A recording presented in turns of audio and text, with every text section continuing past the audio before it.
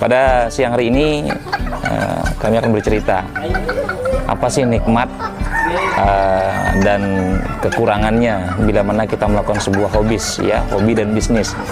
Jadi dalam hobis ini, terutama di bidang saya yakni peternakan, yang paling utama sekarang dari diri kita masing-masing. Kita sampai mana sih hobi unggas ini, gitu kan? Saya kan ini peternak unggas hias, terutama di Lombok. Pertama saya mengawali dulu di tahun 2009, berawal dari lemari bekas yang dulunya lemari itu adalah lemari saya di pondok pesantren. Sudah lama lemari itu tua lapuh. Saya berpikir ini kalau untuk pakaian kayaknya enggak layak lagi, gitu loh. Apa yang bisa saya manfaatkan untuk lemari ini? Setelah itu dulu saya berpikir hobi saya ini sangatlah menarik. Itu kenapa saya dalami dulu. Yang pertama saya pelihara adalah ayam serama. Ayam serama yang dimana ayam serama itu asalnya dari Malaysia, ya, ayam Sri Rama. Kalau yang jantan yang betina Sri Penang. Saya coba di sana beternak. Dari sana di sana dulu kan belum ada media sosial, belum ada. Jadi kita mempererat silaturahmi kita bersama kawan-kawan penghobi melalui, ya, kita ngumpul-ngumpul bareng, ngopi bareng, sharing seputar bagaimana sih perawatan ayam, bagaimana mengobati ayam, cara pemeliharaannya. Di sana kita kupas habis. Setelah tahun 2010 sudah banyak saya punya ayam, dan di awal 2011 saya mulai upgrade kelas. Nah, ya, jenis ayam serama yang saya pelihara di tahun 2010-2009 itu masih serama lokal, yakni bisa dibilang kan dari segi kualitas kontes belum masuk, gitu. Saking gregetnya saya ingin punya ayam yang bagus, terkecil di dunia, gitu kan, paling sombong di dunia. Akhirnya coba impor dari Malaysia. Waktu itu pertama kali impor waktu Bill baru berjalan beberapa tahun, itu udah dicegat waktu itu karena memang peraturan daerah memang tidak boleh ayam masuk Lombok, gitu ya. Setelah itu ayam balik lagi ke Malaysia. Nah, akhirnya tahan dulu nih niat baiknya untuk memperbaiki kualitas ayam. Nah, setelah itu minta bantuan teman yang di Jakarta. Nah, teman yang di Jakarta langsung bantu menerima kiriman dari Malaysia. Kiriman dari Malaysia, ayam itu sampai Jakarta dan nyampe sini alhamdulillah bisa selamat dan bisa berkembang. Dari sana saya mulai menjalani hobi bisnis. Jadi untuk di ayam hias, terutama di ayam serama, memang yang perlu kita butuhkan adalah kesabaran. Satu, kesabaran untuk bagaimana kita menghasilkan turunan-turunan ayam yang bagus, entah itu di ayam serama ataupun ayam lainnya. Ya, contohnya di ayam Sultan Turki, kadang ada teman-teman yang coba cross dengan ayam Poland. Ya, kita lakukan di sini adalah mempertahankan perah murninya. Dengan begitu, keaslian ayam ini bisa dipertanggungjawabkan oleh peternak itu. Itu kenapa kita di sini, kalaupun itu masih kita kawinkan sesama jenisnya, yaitu masih terah murni, ya kita biarkan. Ada pun beberapa yang kita coba riset, mencoba membuat varian baru, ya, karena memang kita namanya hobi kan, mencoba sesuatu yang baru. Ya, syukur-syukur bisa berhasil. Ya, kalau enggak, ya kita buat isi dapur, gitu loh, untuk lauk sehari-hari. Nah, tetapi untuk di jenis ayam hias ini memang peminatnya di skala nasional pun di Indonesia pada khususnya sangatlah banyak, ya. Dimana untuk beberapa tahun terakhir ini banyak sekali yang saya lihat teman-teman importir satu persatu udah masuk jenis-jenis baru. Ini untuk di Indonesia sendiri, untuk Sultan Turki, Blue Slate, belum jenis-jenis Pisan, itu sudah banyak sekali yang mencoba untuk membudidayakan. Alhamdulillah sudah bisa dibilang semakin ramai dunia hobi di Indonesia ini.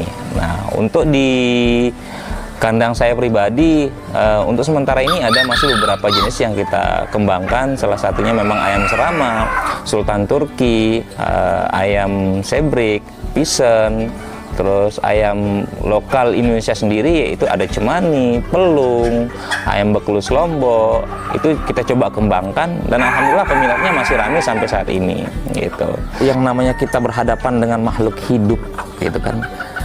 Ya kadang ada saja yang sakit, kadang ya ada juga ya bisa dibilang makan normal, produksinya tidak bagus gitu.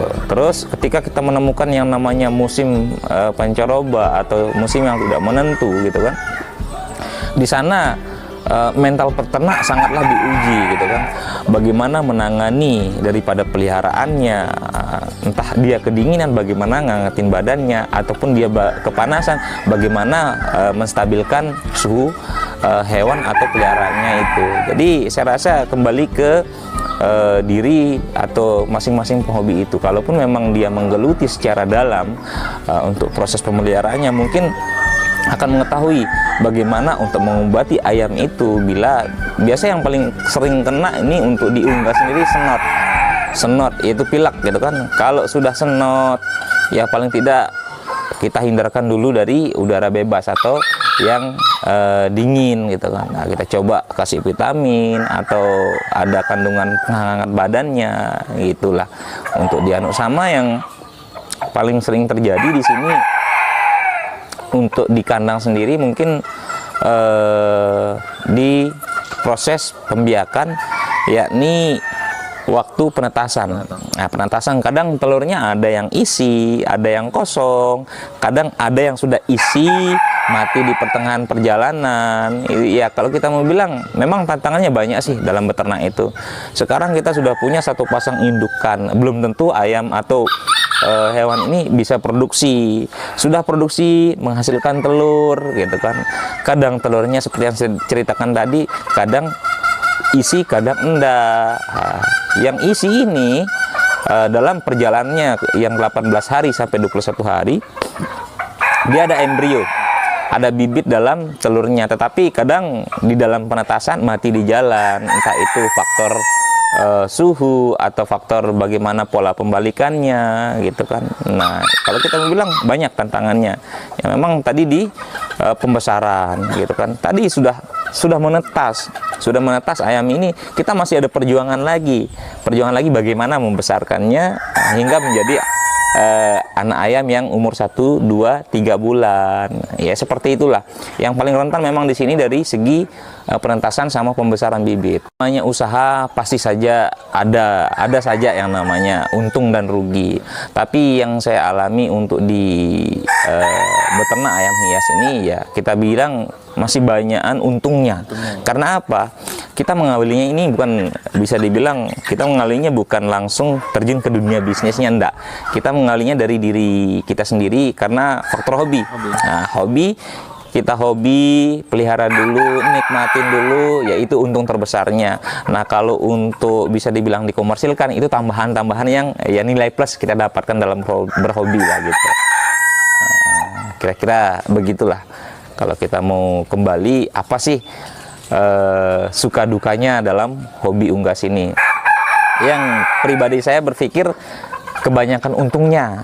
Karena apa? Ya bisa dibilang batin kita terpenuhi, ya syukur-syukur kantong kita juga bisa penuh gitu, amin gitu ya, gitu aja. Kalau kita mau bilang dari segi pendapatan sih kita, karena memang ini dunia hobis gitu kan, bukan langsung ke bisnisnya dalam artian ya alhamdulillah lah. Kalau kita mau perhitungkan dari jenis ayam yang kita budidaya, kalau kita mau hitungkan dari satu jenis saja, itu 1 bulan kita bisa megang ya 3-4 juta itu untuk satu jenis, tergantung. Karena memang di hobis ini kan trennya apa sih yang naik sekarang, misalkan ayam serama gitu kan.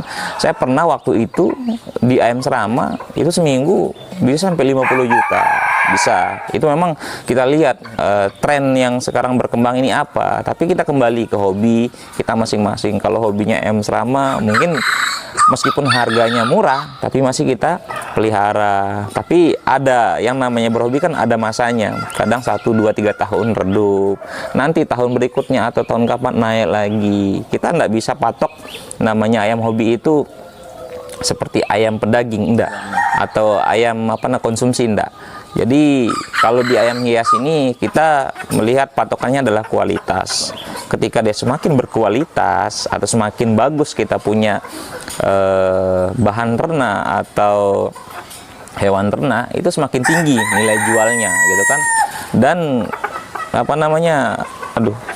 semakin kita bagus mendapatkan komunikasi dengan teman-teman komunitas, saya rasa untuk penjualan kita tidak sulit, karena saya lihat di Indonesia sendiri penghobi unggas ini makin rame dan semakin meningkat peminatnya gitu. Kalau untuk pengiriman biasanya untuk di masa pandemi di sini kita biasanya pembelinya lokalan sini, tapi memang sebelum pandemi waktu itu ya kita biasa kirim ke Surabaya, Jakarta, Bandung, Batam. Kalau untuk di daerah barat, kalau daerah timur yang paling sering memang Bima, Sumbawa. Kalau luar negeri memang terkendala untuk unggas Indonesia sendiri karena terkenal flu burung gitu kan. Jadi kalau untuk ekspor hewan hidup ke luar negeri, saya rasa belum bisa dari teman-teman. Ada beberapa teman-teman yang bisa, entah bagaimana sistem dengan pemerintahan, mungkin kita juga belum terlalu mendalami ke sana gitu. Itu kira-kira. Dari segi perawatan, yang paling utama di ayam hias adalah kebersihan. Ya, kebersihan. Ya, setidaknya kalau untuk kebersihan kandang paling utama. Nah, percuma pakan banyak, kandang kotor, banyak virus percuma. Jadi yang kita utamakan pertama kebersihan kandang dulu, gitu kan, kenyamanannya dia di kandang itu. Kalau sudah nyaman, pakan terlengkapi, insya Allah ayam bisa dibilang akan sehat walafiat gitu. Dan untuk dimandikan, karena ini kita di ayam hias kan, yang namanya ayam hias kan layaknya kita merawat sebuah perhiasan gitu. Jadi kalau di kandang sendiri kita mandikan 2 kali seminggu. Yang biasa ya paling minimal lah 1 kali seminggu, yaitu hari Jumat kita pakai. Itu saya punya sementara ini karena memang ayam-ayam ini jenisnya ada beberapa varian dan peminatnya berbeda-beda. Terutama di ayam serama. Ayam serama ada yang sampai 7 juta sampai 10 juta ada. Kadang kalau sudah menjuarai tingkat nasional ataupun Asia itu kadang bisa sampai 100 juta bisa. Kalau untuk di ayam serama, untuk yang ada patokan-patokan harga, pisen, polan, terus ayam cemani, ada beberapa juga yang kita punya. Yang sementara ini yang paling mahal yang saya punya paling jenis-jenis pisen sama ayam-ayam bekelus Lombok, itu yang paling mahal itu.